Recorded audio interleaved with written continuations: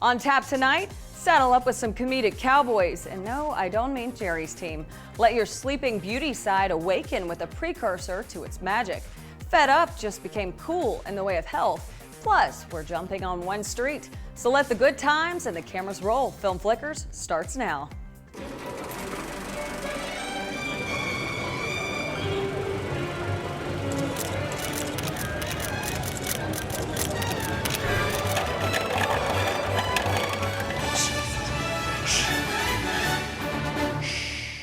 Hi, I'm Jessica Headley, and in case you didn't notice, I'm getting wild in the Wild Wild West with this next one. There's a million ways to die in the West, especially with Seth MacFarlane's comedic spin on the Westerns. The creator of Ted himself stars alongside Charlize Theron, Liam Neeson, and many other stars as they bring you to their frontier. Now you put that under your pillow and the tooth fairy will leave you a penny. There ain't no tooth fairy, idiot! Everybody to the Wild Wild West. The American frontier in 1882 is a terrible place in time. Oh, hey, look, it's the ice. Why is it so big? So it doesn't melt. It's actually really interesting how they do it. Oh! That went south so fast! Oh! There are a million ways to die in the West. Outlaws, hungry animals, diseases. People literally die from their own farts. Ouch! That came out of my penis! I would like to welcome a new member to our community. Welcome to our awesome town. What's with this fair? Every year, people die. Really? Everybody hold still. Hold still! People die at the fair. People die at the fair.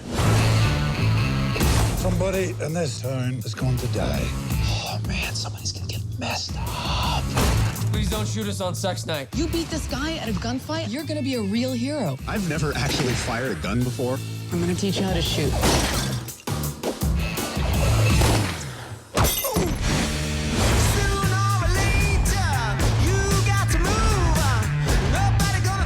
You've never seen one? Oh, I feel like I should have a piece of cake or something. Ready? Yeah. I know you're here, Stark. Hahatena ashte. Mila Kunis. Mila Kunis. Jules, neglect.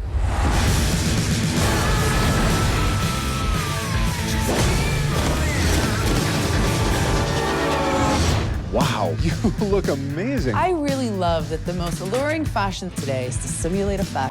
If I was a black guy, this is the meanest trick you could play on me. A million ways to die in the West. Hello? What's that? It's weather experiment. Oh. Yeehaw! Gallop through the Old West, quasi-New West, with this one over the weekend at Santikos Theaters. Time to play Who Said That? Can you name this week's famous movie quote? All right, here it is. Oh, you're a model. What's your agency? Instagram? Email whosaidthat@filmflickers.com and you could win Brenner and a Movie for Two from IHOP and Santikos Theaters. Be sure to include your full name. If you need a hint, you can always check our Facebook page. Last week's winners correctly answered Adam Sandler and Happy Gilmore. Congrats to you. It's time for tonight's Film Flickers Spotlight interview. Seth MacFarlane, Liam Neeson, and Charlize Theron tell us what it's like to live in the Wild Wild West. Do tell. We live in a terrible place in time. The American West is a disgusting, awful, dirty, dangerous place. Look around you. Everything out here that's not you wants to kill you. Outlaws, angry drunk people, scorned hookers, hungry animals, diseases, major and minor injuries, Indians, the weather. You can get killed just going to the bathroom. People die every day in every possible way, and it's just part of life. And it's funny. They literally die from their own farts. There are elements of this movie that are a little bit like an 80s high school comedy in how the story is structured. And that's a deliberate choice. It's a way to make the Old West feel like it's relatable to today. You've never seen one? No, I feel like I should have a piece of cake or something. Okay, you ready? Yeah. Okay.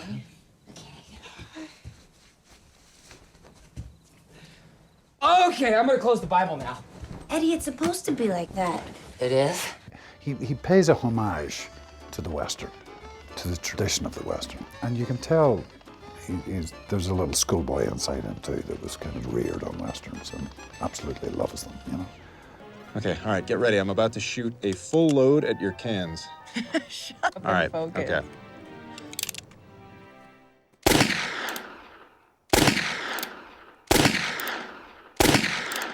You know, every day we all kind of look at each other and we have this moment of realizing that, you know, he's like wearing 7 hats and he does it in a way that never feels like he wants us to know that he's wearing 7 hats. So he's effortless to be around and really I think truly he's the inspiration for all of this, you know? I think we all kind of look to him because he has such a clear vision of what he wants us to be.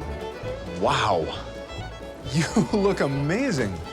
And maybe a little uncomfortable. I look like Jane Austen threw up all over me. You do not look like Jane Austen. No, you look absolutely beautiful. You can breathe in that thing, right? So he made fun of my accent.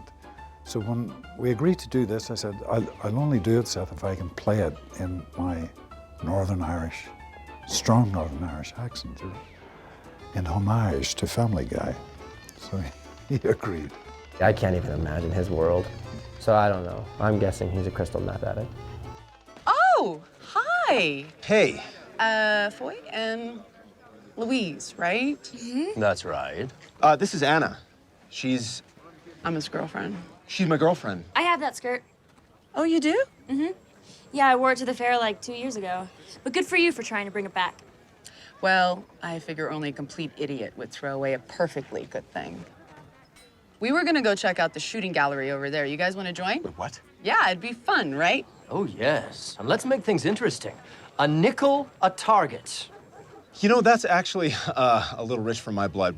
How about a penny? Think 1980s meets Wild Wild West, according to McFarlane. So if you don't love Westerns, maybe the 1980s will give you something to bang your head about. No picture's perfect until it's picture perfect prize time. If you know what movie this scene is from, email me at pictureperfect@filmflickers.com and you could win dinner and a movie for 2 from KFC and Santikos Theaters. Be sure to include your full name in the email and you can always find a clue on our Facebook page. Last week's Picture Perfect winners knew this scene was from X-Men First Class. Nicely done. Coming up, a magical world resembling the original creativity of Disney. Plus, find out why the missing Malaysian airliner MH370 has a place in our What's Up Hollywood after the break. Welcome back. It's time for all your latest film news and What's Up Hollywood. Bryan Cranston almost turned down the box office movie monster Godzilla. The Breaking Bad star was aiming for more serious roles when a script read surprised and convinced him with a more character-based approach. Who didn't think this was going to happen? Movie plans are already in the works, loosely based on the missing Malaysian flight MH370. The working title, The Vanishing Act, was chatted about at the Cannes Film Festival. Angelina Jolie is still hoping her Cleopatra film will hit the big screen. Filmmaker James Cameron is on board, but as Jolie told People magazine, she's been working on it forever. For What's Up Hollywood, that's a wrap. It's one of the most highly anticipated blockbusters of the summer. Maleficent, starring Angelina Jolie and Elle Fanning, tells the story of what happened before the 1959 Disney classic Sleeping Beauty. Watch the story come alive in a spectrum of color.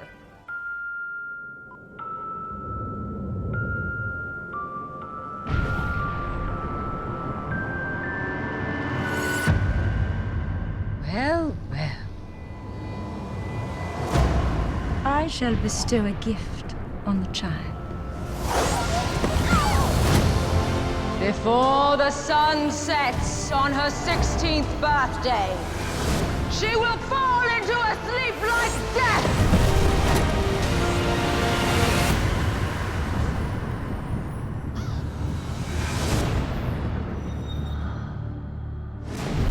Curious little beastie. Bring her to me. I know you're there. Don't be afraid. I am not afraid. Then come out. Then you'll be afraid.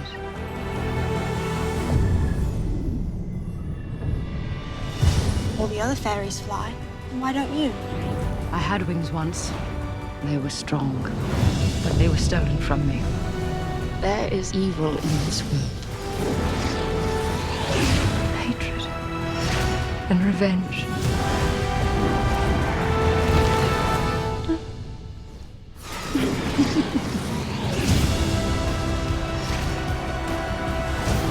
Bring me her head. I call on those who live in the shadows. Fight with me now!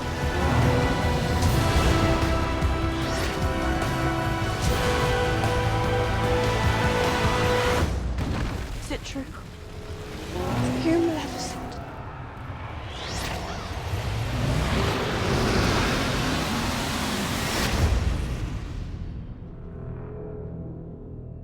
From the storyline to the wardrobe, illuminate your fantasy world in Santikos theaters this weekend. Here's this week's Movie Scramble. Unscramble these letters to win dinner at Rudy's Barbecue and Santikos movie tickets for 2 people. Email your answer to moviescramble@filmflickers.com and be sure to include your full name. Congrats to last week's Movie Scramble winners who correctly answered Frankie Valli. In tonight's Film Flickers sneak peek, Maleficent is the mistress of evil, played by Angelina Jolie. Jolie and cast open up about one of the most sinister characters of all Disney time and how the story might bring the unexpected. Shh.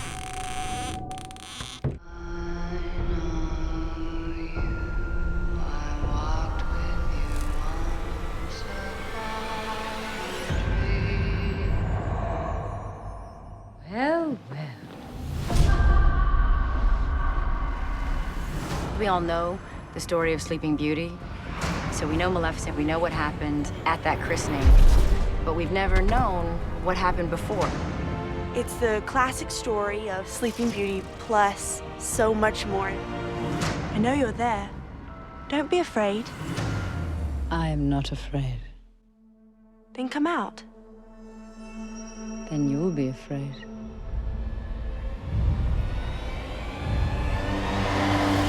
I always felt when I watched the animated movie that I wasn't super scared of Maleficent when I watched it. I was always sort of intrigued with her. I watched the movie and came up with some ideas that revealed more about the character, created a past for her that led to the moment in which she curses Aurora, then takes us past that moment from Maleficent's point of view.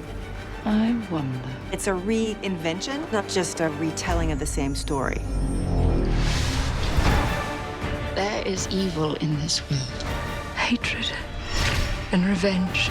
This film gives us an opportunity to find out the history of Maleficent and what drove her to the dark side. We've respected the classic. We've tried to bring you what you love about this story. We also hope to bring a world that you've never seen before. It's a very beautiful story, and I think it is very different from what people are going to expect.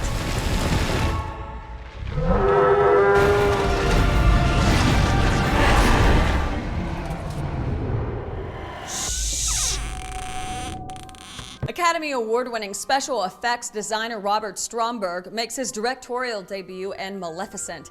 He's known for his work in films like Avatar and Alice in Wonderland. Coming up, jump into the collegiate world with a young and sexy police officer. We're not talking the type for hire. And are you fed up? That's up next.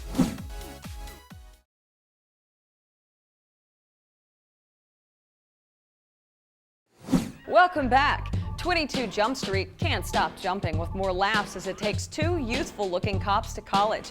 This sequel gets more charming with Channing Tatum, Jonah Hill, and even some muscle cars cruising us through those experiences that only college can bring. Well, I hoped never to see you again. What's up, dog? We're back. Ladies, nobody cared about the Jump Street reboot, but you got lucky. So now this department has invested a lot of money to make sure Jump Street keeps going. The only problem is the Koreans bought the church back, so we're moving you across the road to 22 Jump Street. You 2 sons of bitches are going to college.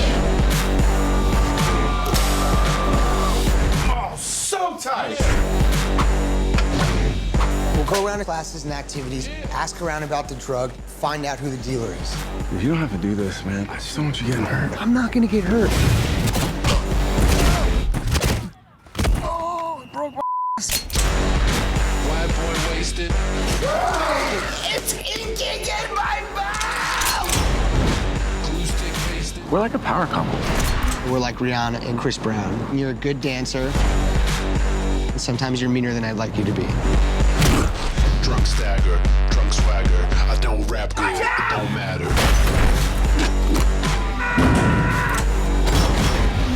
We Jump Street, and we're about to jump in your ass. Right in the crack. White boy wasted. Hill and Tatum are also producers behind this one. Investigate this one in Santikos theaters in June.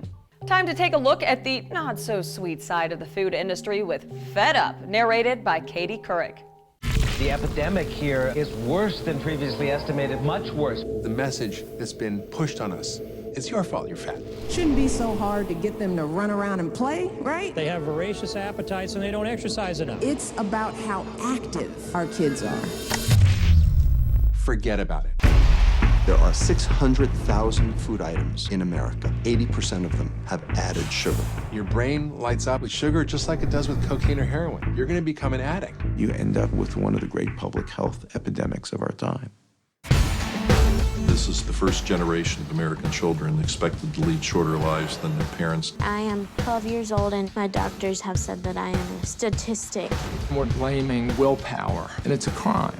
Over 95% of all Americans will be overweight or obese in 2 decades. We're toast as a country. The sugar industry is extraordinarily powerful. They're in business to make money, not to keep America healthy. What if our whole approach to this epidemic has been dead wrong? The government is subsidizing the obesity epidemic. We've placed private profit ahead of public health. Systematic political failure. By 2050, 1 out of every 3 Americans will have diabetes. Those diseases are being driven by sugar. This is the fundamental problem nobody's talking about in society. We could cure 80% of the problem where they prepared the food in the school. Tomato paste is a vegetable? Really? Junk food companies are acting very much like tobacco companies did 30 years ago.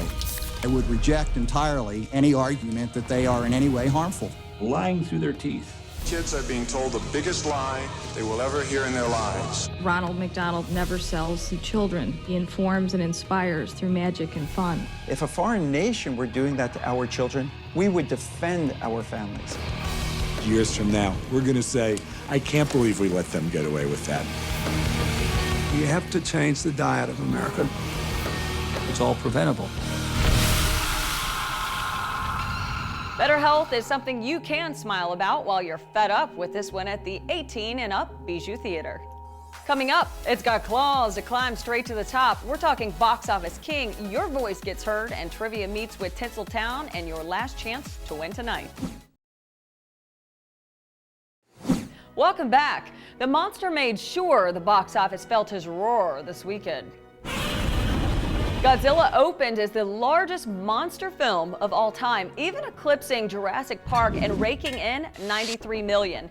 Neighbors stayed friendly with $25 million. The Amazing Spider-Man 2 came in at $16 million. Million Dollar Arm brought in a modest $10 million, and The Other Woman rounded it out at $6.3. Time to sport some of the King's crowning moments. Are we at full function? Yes, we are. But perhaps we should be drawing down to be safe.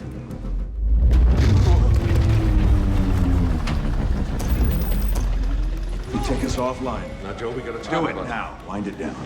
Tension mi pesa runda. Sandra. Sandra.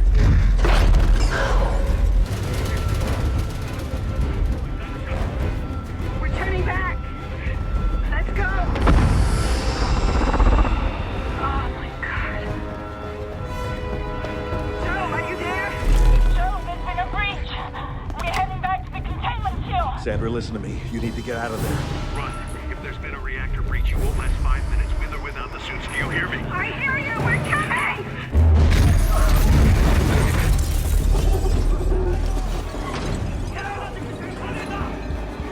I'll meet them down there myself. Put the safety doors on manual override. No, I cannot do that. Keep the doors open. My wife is still in there.